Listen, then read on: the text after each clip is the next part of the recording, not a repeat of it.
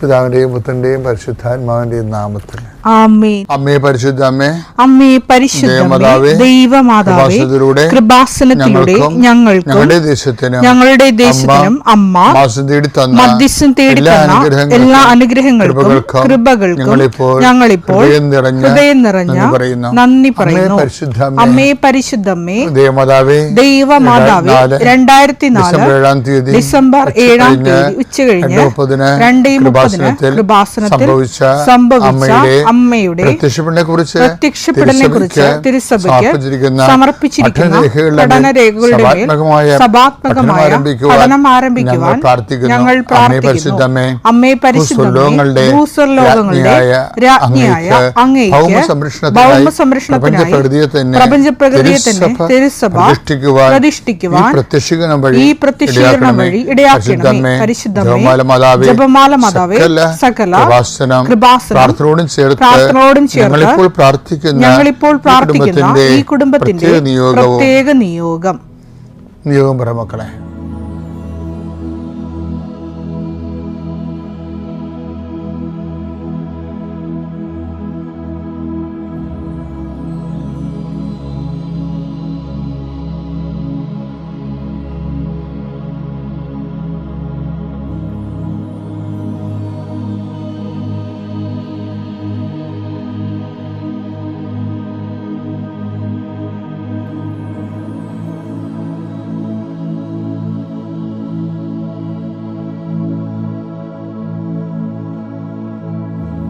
അമ്മയുടെ പ്രത്യക്ഷീകരണത്തിന്റെ ഈ അനുഗ്രഹവേളയിൽ ഞങ്ങൾക്ക് സാധിച്ചു തരുവാൻ കനിയണമേ.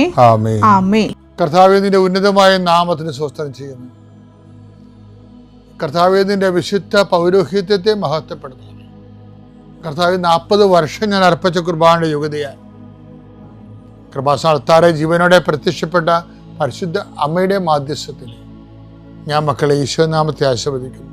ഈശോ, ഇന്നീ പ്രാർത്ഥനയുടെ കുരിശിൻ്റെ ഒരു ആശീർവാദം കിട്ടിയിട്ട് തങ്ങളുടെ ജീവിതത്തിൻ്റെ ഉത്തരവാദിത്തങ്ങൾക്ക് പോകാൻ ആഗ്രഹിക്കുന്നവരെയാണ് ഈശോ ഞാനിപ്പോൾ പ്രധാനമായിട്ട് ഓർക്കുന്നത്.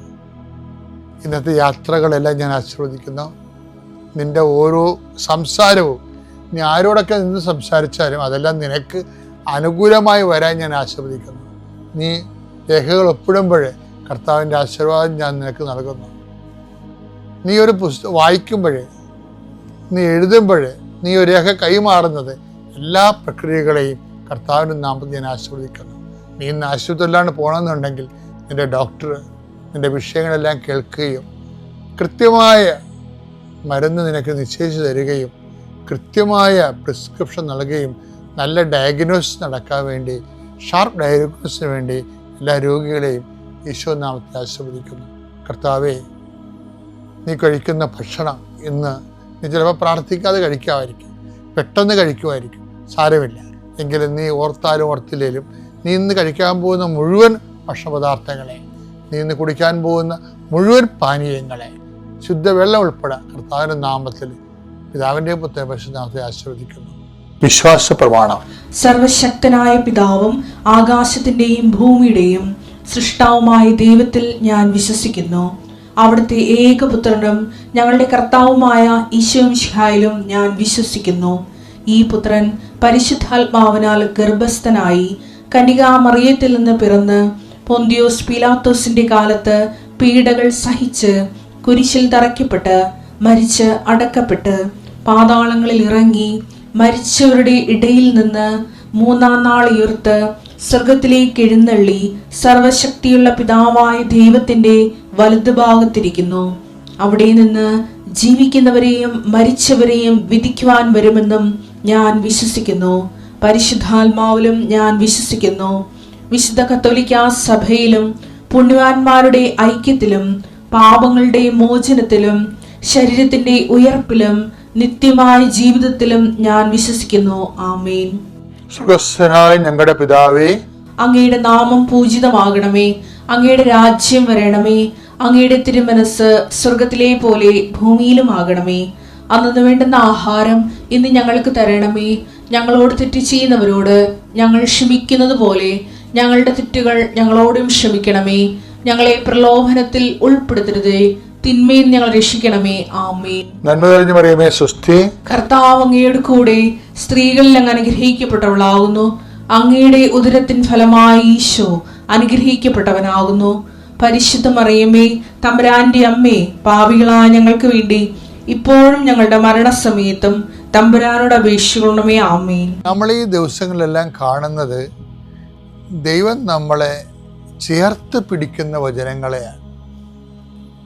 ആ ചേർത്ത് പിടിക്കാൻ ദൈവത്തിന് നമ്മുടെ കൂടെ നിൽക്കണമെന്നൊരു നിർബന്ധമില്ല. നമുക്ക് ഒരു ആശംസ കിട്ടിയാൽ മതി. ആശംസ കൊണ്ട് അതിജീവിക്കുന്ന ഒരു വലിയ ഒരു ദൈവാനുഭവം എസെക്കിയേലിന്റെ പുസ്തകത്തിലുണ്ട്. എസെക്കിയേൽ 16-ാം അധ്യായം 6-7 വാക്യങ്ങൾ. ഞാൻ നിന്റെ അടുക്കലൂടെ കടന്നു പോയപ്പോൾ നീ ചോരയിൽ കിടന്ന് ഉരുളുന്നത് കണ്ട് നിന്നോട് പറഞ്ഞു ജീവിക്കുക, വയലിലെ ചെടി പോലെ വളരുക.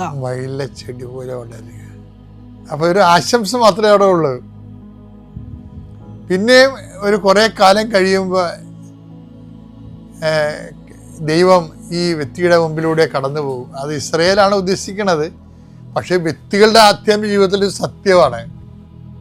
നമ്മുടെ അടുത്തുകൂടെ കടന്നു പോകുമ്പോൾ ദൈവം നമുക്കൊരു ആശംസ തരും. ജീവിക്കുക, വയലിലെ ചെടി പോലെ വളരുക. അപ്പോഴെന്താ പറയണത്? എസെക്കിയേൽ 16:8.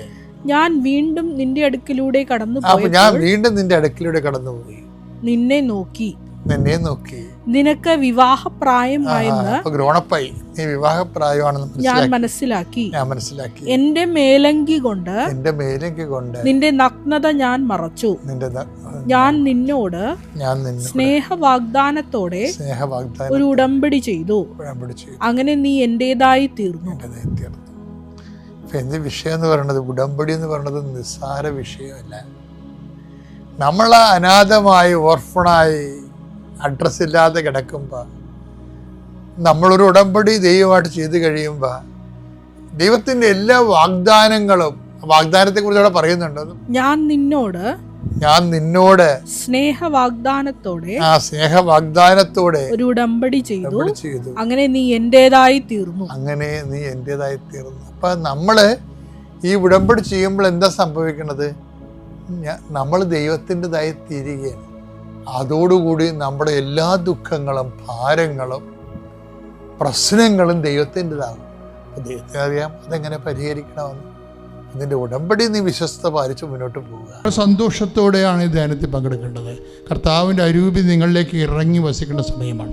നിങ്ങളുടെ കുടുംബം മുഴുവൻ ഇത് എവിടെ ഇരുന്ന് എല്ലാവരും ആരെല്ലാം എവിടെ നിന്ന് ധ്യാനം കൂടിയാലും ആ സമയത്തെല്ലാം നിങ്ങൾക്ക് പരിശുദ്ധാത്മാവെന്ന് നിറയും. കാര്യം ഇവിടെ ആൾത്താറ മുഴുവൻ പരിശുദ്ധാത്മാവെന്ന് അറിഞ്ഞിരിക്കുകയാണ്. കർത്താവിൻ്റെ വചനങ്ങൾ നിങ്ങൾ ശ്രദ്ധിക്കണം. കർത്താവിൻ്റെ വചനങ്ങൾ കർത്താവ് തന്നെ ആത്മാവിൽ വ്യാഖ്യാനിച്ച് തന്നുകൊണ്ടിരിക്കുകയാണ്. എന്നാ പറഞ്ഞുകൊണ്ടിരിക്കണം ഇപ്പോൾ ഈശോ? അതായത് നമുക്ക് വാഗ്ദാനം ലഭിക്കുന്നതും വാഗ്ദാനം പ്രാപിക്കുന്നതും രണ്ട് കാര്യമാണ്.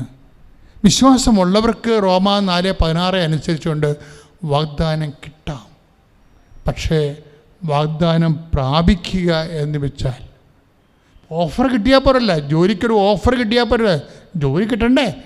ജോലി കിട്ടി നമ്മളവിടെ താമസിച്ച് ശമ്പളം കൈ കിട്ടണ്ടേ? ഇത് വേറെ വിഷയമാണ്. ഒരു ഓഫർ കിട്ടണതും ആ ജോലി ചെയ്ത് ശമ്പളം വാങ്ങിക്കുന്നതും വേറെ വിഷയമാണ്. രണ്ട് വിഷയമാണ്. അതുതന്നെയാണ് നമുക്ക് വിശ്വാസമുണ്ടെങ്കിൽ വാഗ്ദാനം കിട്ടും. പക്ഷെ വാഗ്ദാനം പ്രാപിക്കണമെങ്കിൽ എന്ത് വേണം? 3-4 കാര്യങ്ങൾ വേണം. ഒന്ന്, സ്നേഹം വേണം. പിന്നെന്താണ്? പ്രത്യാശ വേണം. ഈ പ്രത്യാശയോടെയുള്ള സ്നേഹം കർത്താവിൻ്റെ മനസ്സിൽ കാലതാമസം എന്തുമാത്രം ഉണ്ട്. ആ കാലതാമസത്തിൻ്റെ കാലങ്ങളിലെല്ലാം കർത്താവ് അതായത് എൻ്റെ സഹോദരങ്ങളെ, നിങ്ങൾ എന്നെ ശ്രദ്ധിക്കുക. അതായത് ഒരു കാരണവശാലും ഒരു ഫ്യൂട്ടൈലായിട്ടുള്ള ഒരു കാലവിളംബം ഒരിക്കലും ദൈവഭാഗത്തുനിന്നും ഉണ്ടാകത്തില്ല. അതായത് ഒരു പ്രയോജനമില്ലാത്ത ഫലരഹിതമായ ഒരു കാലദൈർഘ്യം ഉണ്ടാകത്തില്ല. നമ്മളുടെ പ്രശ്നം എന്ന് പറയണത് ഈ കാലദൈർഘ്യം നമ്മൾ ഈ ഭൗതിക ഫലത്തെ മാത്രം കണ്ണുനട്ടിരിക്കുമ്പോഴാണ് കാലദൈർഘ്യം, ദൈവം വരുത്തുന്ന കാലദൈർഘ്യത്തെക്കുറിച്ച് നമ്മൾ അന്ധന്മാരായി പോകുന്നത്. കർത്താവ് അന്ധന്മാരെക്കുറിച്ച് പറയുന്നുണ്ട്. അന്ധന്മാർ, കാഴ്ച ഉള്ളവർ അന്ധന്മാരായി പോകും. അന്ധന്മാർക്ക് കാഴ്ച ഉണ്ടാകും. ക്രിസ്തു ഒരു മനുഷ്യൻ സ്വീകരിച്ച് കഴിയുമ്പോൾ ക്രിസ്തുവിനെ പ്രതി ചില ആൾക്കാർ ഞങ്ങൾ കാണുന്നു എന്ന് പറയുന്ന ആൾക്കാർ പക്ഷെ ഒന്നും കാണുന്നില്ല, അന്ധന്മാരായി മാറും. കാഴ്ചയില്ലാത്തവർക്ക് കാഴ്ച പ്രാപിക്കാൻ പറ്റും. എന്താ കാര്യം? ദൈവം ഒരു കാര്യം എന്ത് ചെയ്യുന്നു എന്നുള്ളതിനൊക്കെ ഒരു എന്തിനു വേണ്ടി ചെയ്യുന്നുവെന്ന് കൂടി നമ്മൾ മനസ്സിലാക്കിയ ജ്ഞാനമായി. ജ്ഞാനം, അതായത് എന്ത് ചെയ്യുന്നു എന്ന് പറയണത് എന്താണ്? അറിവ്. എന്തിനു വേണ്ടി ചെയ്യുന്നുവെന്ന് ചോദിക്കുമ്പോഴേ ആ എന്തിനു വേണ്ടി ചെയ്യുന്നുവെന്നുള്ള ജ്ഞാനം അതെന്താണ്?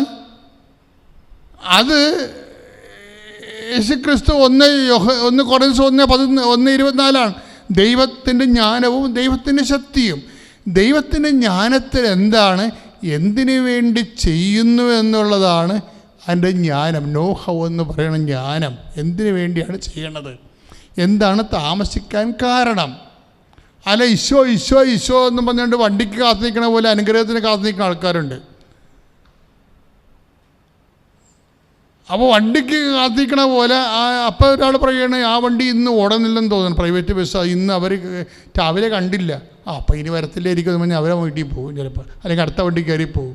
ഈ അടുത്ത വണ്ടിക്ക് കയറി പോകുന്ന ഒരു ആധ്യാത്മിക രംഗങ്ങളുണ്ടെങ്കിൽ പണിമേടിക്കാൻ സാധ്യതയുണ്ട്. ദൈവം അതാണ് നോക്കണത്. ഈ അടുത്ത വണ്ടിക്ക് കയറി പോകുന്നതാണ് നോക്കണത്. ശരിക്കും ദൈവത്തിനെ തന്നെ പ്രതീക്ഷിക്കുവോ? പലരും ദൈവത്തിനെ തന്നെ പ്രതീക്ഷിക്കുവോ? അത് ഇനി ദൈവത്തിനല്ലാത്ത മാർഗങ്ങളിലൂടെ വേറെ കിട്ടിയത്, നമുക്ക് ജോലി കിട്ടിയാലും മതി, സത്താൻ വർഷിപ്പാനും ശരി, എന്നാ കുന്തമായാലും ശരി, ഇനി ദൈവത്തെ തള്ളിപ്പറയുന്ന വിഷയമായാലും ശരി, നമ്മൾ റെഡിയാണ്. നമുക്ക് ജോലി കിട്ടിയാൽ മതി, അടുത്ത വണ്ടിക്ക് തല വെക്കുക എന്നാണ് നോക്കണത്. അതൊരു വിഷയമാണ്. ലാഗ് ചെയ്യുമ്പോൾ ശ്രദ്ധിക്കേണ്ടത് ദൈവം നിങ്ങളുടെ, അല്ലെങ്കിൽ ലാഗ് ചെയ്യുമ്പോൾ ഒരു വിഷയം ലാഗ് ചെയ്യുമ്പോൾ അല്ലെങ്കിൽ കഷ്ടത വർദ്ധിക്കുമ്പോൾ ദൈവം എന്താണ് അതിൽ നിന്ന് ഉദ്ദേശിക്കുന്നത്? നിൻ്റെ വിശ്വാസമല്ല, വിശ്വസ്തതയാണ്. അച്ഛൻ കഴിഞ്ഞ പ്രാവശ്യം പറഞ്ഞിരുന്നത് ഇപ്പോൾ ഒന്നൊരു ഓർപ്പിക്കുകയാണ്. സങ്കീർത്തനം 119:75 സ്തുതികട്ടെ സ്തുതികട്ടെ ഹല്ലേലൂയ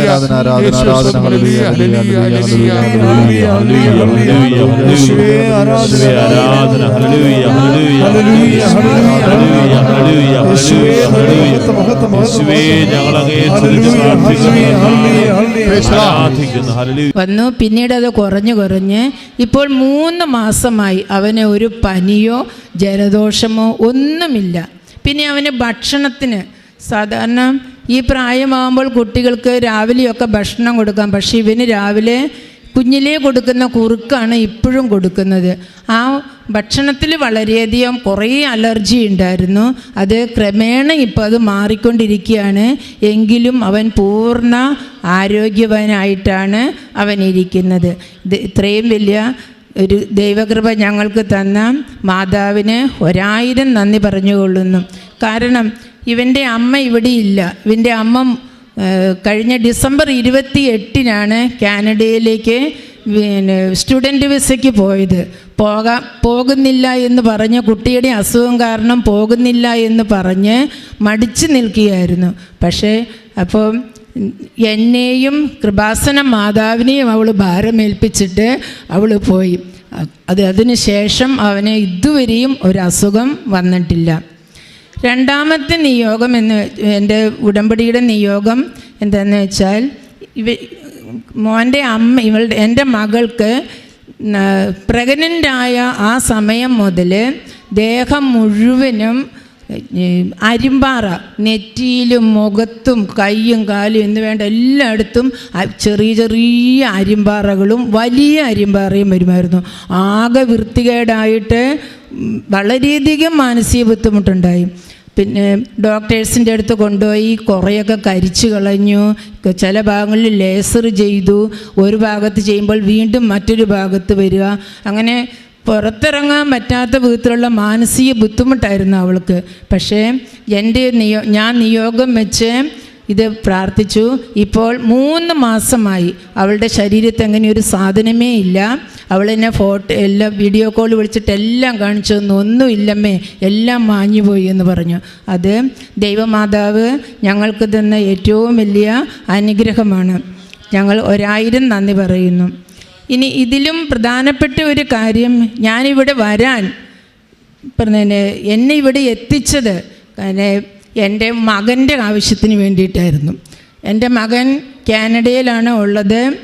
അവൻ 5 വർഷത്തോളമായി പോയിട്ട് 2021 മെയ് 15 അവൻ്റെ വിവാഹമായിരുന്നു. കോവിഡ് കാലമായതിനാൽ അവൻ വന്ന് 1 മാസത്തിന് മാത്രമേ ഇവിടെ നിൽക്കാൻ പറ്റുള്ളൂ. തിരിച്ചു പോയി കഴിഞ്ഞാൽ എൻ്റെ മകൻ വേറൊരു മകനായിരുന്നു. അവൻ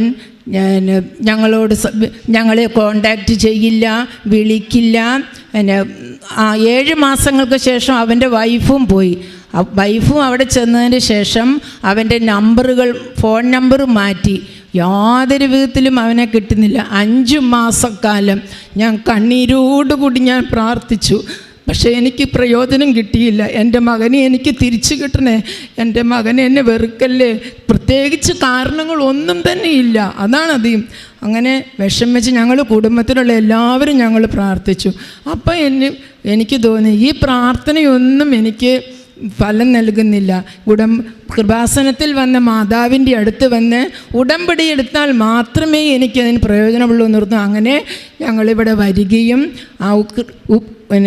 അന്ന് ഞങ്ങൾ ട്രെയിനിന് വന്നിട്ട് ഒരു വീട്ടിൽ താമസിച്ചിട്ടാണ്, മലപ്പുറത്ത് നിന്ന് വരണ്ടേ.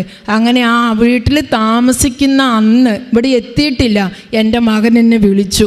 എനിക്ക് അവൻ വിളിച്ചപ്പോൾ സന്തോഷം കൊണ്ടോ സങ്കടം കൊണ്ടോ എനിക്ക് ഒന്നും സംസാരിക്കാൻ പറ്റിയില്ല. എൻ്റെ ചങ്കിടറിപ്പോയി. അങ്ങനെ ആ മോനെ സുഖമാടാ ഇങ്ങനെ മാത്രം വെച്ചിട്ട് ഞാനിങ്ങനെ കൃപാസനത്തിൽ വന്നതാ എന്ന് മാത്രം പറഞ്ഞിട്ട് എനിക്ക് വെക്കേണ്ടി വന്നു. കാരണം എനിക്ക് സംസാരിക്കാൻ പറ്റിയില്ല. അത്രമാത്രം വേദന ഞങ്ങളുടെ കുടുംബം അനുഭവിച്ചിരുന്നു. അതിനുശേഷം പിന്നീട് വളരെ കുറച്ച് മാത്രമെങ്കിലും അവൻ സംസാരിക്കുമായിരുന്നു. പിന്നെ അവനൊരു കുട്ടിയുണ്ടായി. ആ കുട്ടിയുണ്ടായതിൻ്റെ ശേഷം പിന്നെ ഇപ്പം ഞങ്ങൾ വിളിക്കുകയും കോണ്ടാക്റ്റ് ചെയ്യുകയും ചെയ്യുന്നു. പക്ഷെ അവൻ്റെ സിസ്റ്ററിനോട് അവൻ മിണ്ടില്ലായിരുന്നു. എന്താ കാരണമെന്ന് ഞങ്ങൾക്ക് വ്യക്തമല്ല. കാരണമുണ്ടായിരുന്നെങ്കിൽ നമുക്ക് പരിഹാരം കണ്ടെത്താമായിരുന്നു. പക്ഷെ അവൻ്റെ സിസ്റ്ററെ കാനഡയിൽ ചെന്നിട്ട് അവൻ വരികയോ അന്വേഷിക്കുകയോ ഫ്ലൈറ്റ് ഇറങ്ങുമ്പോൾ അവൻ ഒന്നും ചെയ്തില്ല. അവളുടെ സുഹൃത്തുക്കളാണ് അവൻ്റെ ഉത്തരവാദിത്തപ്പെട്ട സ്ഥലങ്ങളിൽ എത്തിക്കുകയും എല്ലാം ചെയ്തത്. അവസാനം അവൾ 2-3 പ്രാവശ്യം വിളിച്ചിട്ട് പോലും എന്നെ വിളിക്കണ്ട എന്നാണ് അവൻ പറയുന്നത്. കുട്ടിയുണ്ടായതിൻ്റെ ശേഷം കാണാതെ ഇരിക്കാൻ വയ്യാന്ന് പറഞ്ഞ് 2 കൽപ്പിച്ച് അവൻ്റെ അടുത്ത് ചെല്ലുമ്പോൾ എൻ്റെ വീട്ടിൽ വരണ്ട എന്ന് വരെ പറഞ്ഞു. എങ്കിലും വേണ്ടില്ല. ആ സമയങ്ങളിൽ ഞാൻ രാത്രിയാണ്, ഇവിടുത്തെ രാത്രിയാണ്. ആ രാത്രി സമയത്ത് ബൈബിൾ എടുത്ത് വായിച്ച് എൻ്റെ മകളിൽ നിന്ന് നല്ലൊരു ന്യൂസ് എനിക്ക് കേൾക്കി തരണമേ എൻ്റെ മാതാവേ എന്ന് ഞാൻ പ്രാർത്ഥിച്ചു. ബൈബിൾ വായിച്ച് തീരുന്നതിന് മുമ്പ് തന്നെ അവൾ വിളിച്ചു, അമ്മേ അനിയൻ വന്നു, അവൻ എന്നെ കൂട്ടിക്കൊണ്ട് പോയി, സന്തോഷമായിട്ടിരിക്കുന്നു എന്ന് പറഞ്ഞു. ഞങ്ങളുടെ കുടുംബത്തിന് നൽകി. ഞങ്ങളുടെ കുടുംബം എല്ലാം കൊണ്ടും തകർന്ന് മാനസികമായിട്ട് ഞങ്ങൾ വളരെയധികം വിഷമിച്ച് ആൾക്കാരുടെ മുമ്പിൽ പോലും ജനങ്ങളുടെ മകൻ്റെ വിശേഷങ്ങൾ ചോദിക്കുമ്പോൾ ഒന്നും പറയാനില്ല. ഞങ്ങൾക്കൊരു വിവരവും ഇല്ല. പിന്നെ എങ്ങനെ ഞങ്ങൾ പറയും? അങ്ങനെ വിഷമിച്ച് ദുഃഖം ഉള്ളിലൊതുക്കി ഞങ്ങൾ വിഷമിച്ച് കഴിയുന്ന ഞങ്ങൾക്ക് മാതാവിൻ്റെ കൃപ കൊണ്ട് ഞങ്ങളുടെ കുടുംബത്തെ സന്തോഷകരമായൊരു ജീവിതം നയിക്കാൻ തന്ന മാതാവിനും തിരുക്കുമാരനും ഞങ്ങൾ 1000 നന്ദി അർപ്പിച്ചുകൊള്ളുന്നു. നാട്ടിലേക്ക് വരുന്ന കാര്യം പറയുമ്പോൾ എൻ്റെ മകൻ എന്തിനാ വരുന്നത്, എന്ത് നാട് എന്ന് ചോദിക്കുമായിരുന്നു. ഇപ്പോൾ എൻ്റെ മകൻ ഏപ്രിൽ 20 വരണം, ടിക്കറ്റ് എടുക്കണം എന്നൊക്കെ പറഞ്ഞ് വളരെ സന്തോഷവാനായിട്ടിരിക്കുന്നു. ദൈവ തിരുനാമത്തിന് മഹത്വമുണ്ടാകട്ടെ. എൻ്റെ പേര് ലിപ്സി, തൃശ്ശൂർ ജില്ലയിൽ നിന്ന് മാളയിൽ നിന്ന് വരുന്നു. ഞാൻ ഉടമ്പടി എടുത്തത് 2022 ഓഗസ്റ്റ് 27 തീയതിയാണ്. മാതാവിൻ്റെ മധ്യസ്ഥതയിൽ ഈശോ തന്ന അനുഗ്രഹത്തിന് സാക്ഷ്യപ്പെടുത്താനാണ് ഞാനിവിടെ നിൽക്കുന്നത്. എൻ്റെ ആദ്യത്തെ നിയോഗം എൻ്റെ മകൾക്ക് കിട്ടിയ രോഗസൗഖ്യമാണ്. 8 വർഷമായി എൻ്റെ മകൾക്ക് സ്കിൻ അലർജിയുണ്ട്. പല ഡോക്ടർമാരെയും കാണിച്ചിട്ട് ഒരു കുറവുണ്ടായില്ല. 2021 പകുതി എത്തിയപ്പോഴാണ് ലാസ്റ്റായിട്ട് ഞങ്ങളൊരു സ്കിൻ ഡോക്ടറെ കാണിച്ചത്.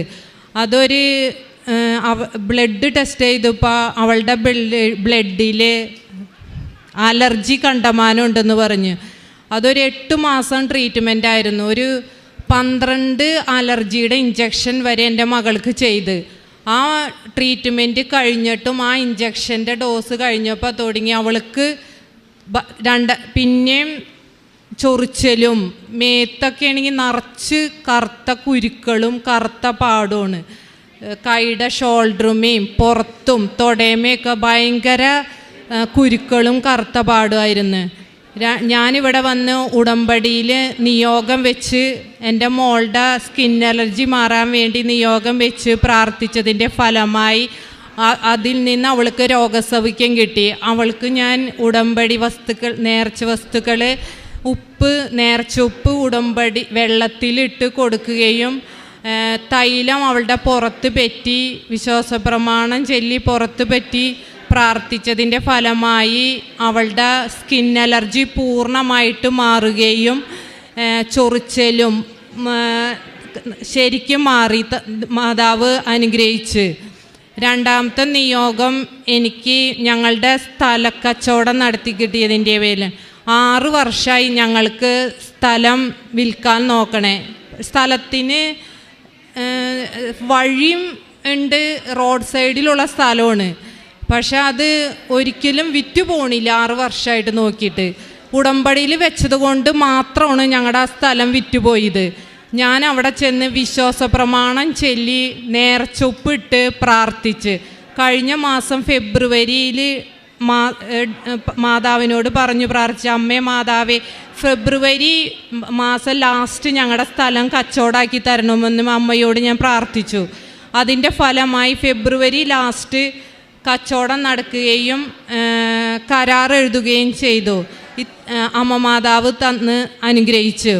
മൂന്നാമത്തെ നിയോഗം ഞാൻ ഉടമ്പടിയിൽ വെക്കാത്ത നിയോഗമാണ്. എൻ്റെ മൈഗ്രെയിൻ തലവേദന 35 വർഷമായിട്ടുള്ള മൈഗ്രെയിൻ തലവേദനയാണ് എനിക്ക് ബസ് യാത്രയും ചെയ്യാനും പറ്റില്ല, വെയിൽ കൊള്ളാനും പറ്റില്ല. അപ്പം എനിക്ക് ഭയങ്കര തലവേദനയാണ്. യാത്ര ചെയ്യുമ്പോൾ വീട്ടിൽ വന്നു കഴിഞ്ഞാൽ ഭയങ്കര തലവേദനയെ കൊണ്ട് ഒരു രക്ഷയുണ്ടാവില്ല. പിന്നെ കുറച്ച് നേരം വണ്ടിയിൽ യാത്ര ചെയ്ത ഛർദിയും ഒക്കെയാണ് എനിക്ക്. അതുകൊണ്ട് ഒട്ടും എനിക്ക് പുറത്തേക്ക് പോകാനും പറ്റില്ല, വെയിൽ കൊള്ളാനും പറ്റില്ല. ഞാൻ ഉടമ്പടി തൈലമൊക്കെ ഇട്ട് കുരിശ് വരച്ച് വിശ്വാസപ്രമാണം ചൊല്ലി പ്രാർത്ഥിച്ചതിൻ്റെ ഫലമായി എൻ്റെ മൈഗ്രെയിൻ തലവേദന മാറുകയും ചെയ്തു. ഇത്രയും അനുഗ്രഹങ്ങൾ തന്ന അമ്മ മാതാവിനും ഈശോയ്ക്കും 1000 നന്ദി പറയുന്നു. എൻ്റെ പേര് കൊച്ചുറാണി. ഞാൻ മലയാറ്റൂരിൽ നിന്ന് വരുന്നു. ഞാൻ 22/4/2022 ഇവിടെ വന്ന് ഉടമ്പടി എടുത്തത്. ഞാൻ 6 നിയോഗങ്ങൾ വെച്ചു. അതിനകത്ത് എനിക്ക് 5 നിയോഗങ്ങളും അമ്മ മാതാവ് എനിക്ക് നടത്തി തന്നു. അതിന് അമ്മ മാതാവിനും ഈശോയ്ക്കും 1000 നന്ദി പറയുന്നു. ഞാൻ ആദ്യമായിട്ട് ഉടമ്പടിയിൽ വെച്ചത് എനിക്ക് കുറേ അസുഖങ്ങളൊക്കെ ഉണ്ടായിരുന്നു. ശ്വാസം മുട്ടൽ, ഞാൻ ഇൻഹെയിലർ വലിച്ചുകൊണ്ടിരുന്ന ഒരാളായിരുന്നു. പിന്നെ നടുവിന് വേദന, കാലുവേദന, അങ്ങനെ കുറേ അസുഖങ്ങളായിരുന്നു. അപ്പോൾ അതെല്ലാം മാറണമെന്നായിരുന്നു വിചാരിച്ചു. അത് നിയോഗം വെച്ചു. പിന്നെ എനിക്ക് ഇവിടെ ഒരു ചെറിയ വരുമാനത്തിലാണ് ഞാൻ ജീവിച്ചുകൊണ്ടിരുന്നത്. അപ്പോൾ എനിക്ക് 2 മക്കളാണ്, ചേട്ടനില്ല. അപ്പം മകൾ നേഴ്സിങ്ങിന് പഠിക്കാനായിട്ട് പോയപ്പോൾ എൻ്റെ കയ്യിൽ സാമ്പത്തികമൊന്നും ഉണ്ടായിരുന്നില്ല. അപ്പോൾ ഇതിലും ഇച്ചിരി കൂടി വരുമാനമുള്ളൊരു ജോലി ലഭിക്കണമെന്ന് ഞാൻ ആഗ്രഹിച്ചു. പിന്നെ മോളുടെ വിദ്യാഭ്യാസ ലോണിന് വെച്ചിട്ട് അത് എനിക്ക് പാസ്സായി കിട്ടില്ലായിരുന്നു. ഒരു ബാങ്കിൽ പോയി കഴിഞ്ഞപ്പോൾ അവർ അത് റിജക്റ്റ് ചെയ്തു. രണ്ടാമത്തെ ബാങ്കിൽ വെച്ചു. അവരത് ഓരോ കാരണങ്ങൾ പറഞ്ഞ് ആ പേപ്പർ മാറ്റി വെച്ചതല്ലാതെ നമുക്ക് പാസ്സാക്കി തരുന്നുണ്ടായിരുന്നില്ല. അത് പിന്നെ എനിക്ക് കടബാധ്യത മാറണമെന്നായിരുന്നു. പിന്നെ മോനൊരു വിദേശത്തൊരു ജോലി ലഭിക്കണമെന്നായിരുന്നു. അപ്പം ഇവിടെ ഞാൻ ആദ്യമായിട്ട് വന്ന് ഉടമ്പടി എടുത്ത് പോയി പത്രമൊക്കെ വാങ്ങിച്ചിട്ട് പോയി. പത്രം ഞാൻ വീടുകളിലൊക്കെ കൊടുത്തെങ്കിലും എനിക്കൊരു പ്രാർത്ഥനയോടൊന്നും ഞാൻ കൊടുത്തില്ല. എല്ലാ ദിവസവും സന്ധ്യാപ്രാർത്ഥനയുടെ കഴിയുമ്പോൾ ഉടമ്പടി പ്രാർത്ഥനയും പ്രത്യക്ഷീകരണ പ്രാർത്ഥനയൊക്കെ ചൊല്ലും. കൂടുതൽ വിശ്വാസമൊന്നും ഉണ്ടായിരുന്നില്ല. പിന്നെ ഒരു മാസം കഴിഞ്ഞ് ഞാനിവിടെ ധ്യാനത്തിന് വന്നപ്പോൾ എനിക്ക് കൂടുതൽ പ്രാർത്ഥിക്കാനുള്ളൊരു ചൈതന്യം കിട്ടണമെന്ന് ഞാൻ മാതാവിനോട് പ്രാർത്ഥിച്ചു. എനിക്കൊരു ജോലി, എന്തെങ്കിലും ഒരു അടയാളം അമ്മ മാതാവ് എനിക്ക് ഈ ധ്യാനം കഴിഞ്ഞ് പോകുമ്പോൾ എനിക്ക് കാണിച്ചു തരണമെന്ന് പറഞ്ഞു. ഞാൻ അന്ന് ഇവിടുന്ന് ധ്യാനം കഴിഞ്ഞ് പോയി, മെയ് മാസം ധ്യാനം കഴിഞ്ഞ് പോയി. വീട്ടിൽ ചെന്ന് അപ്പം തന്നെ എനിക്ക് ഒരു വിദേശത്തൊരു ഹൗസ് മെയ്ഡിൻ്റെ ജോലിക്കായിട്ട് ഒരാൾ വിളിച്ചു. അങ്ങനെ എനിക്ക് ആ ജോലിയുടെ കാര്യങ്ങൾ മുന്നോട്ട് പോയി. അപ്പം ഞാൻ പിന്നെ തുടങ്ങി പത്രമൊക്കെ കൊടുക്കുമ്പോൾ കൂടുതലായിട്ട് പ്രാർത്ഥിച്ചു കൊടുക്കാനായിട്ട് എനിക്ക് സാധിച്ചു. ഓരോ വീടുകളിലും പ്രാർത്ഥിക്കാനും പിന്നെ രോഗികൾക്ക് വേണ്ടിയിട്ട് കൂടുതലായിട്ട് പ്രാർത്ഥിക്കാനൊക്കെ എനിക്ക് സാധിച്ചു. പിന്നെ എനിക്ക് പെട്ടെന്ന് ദേഷ്യമൊക്കെ വരുമായിരുന്നു. അപ്പോൾ എനിക്ക് ക്ഷമിക്കാനുള്ളൊരു ഇത് തരണേ മാതാവേ എന്ന് ഞാൻ പ്രാർത്ഥിച്ചു. പിന്നീട് ക്ഷമിക്കാൻ എനിക്ക് സാധിച്ചു. പിന്നെ മകളുടെ ലോൺ പാസ്സാകാതിരുന്ന സമയത്ത് ഞാൻ വീണ്ടും ബാങ്കിൽ ഒന്നുകൂടി പോയി മാനേജറെ കണ്ടു. അപ്പം ഞാൻ ഈ കാശ് രൂപം കൈ പിടിച്ചിട്ടാണ് പോണത്. അപ്പം